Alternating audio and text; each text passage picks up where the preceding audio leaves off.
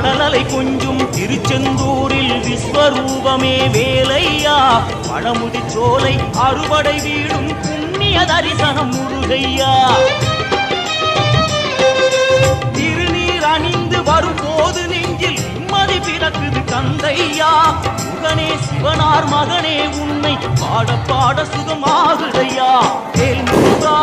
அரோகரா அரோகரா வேல்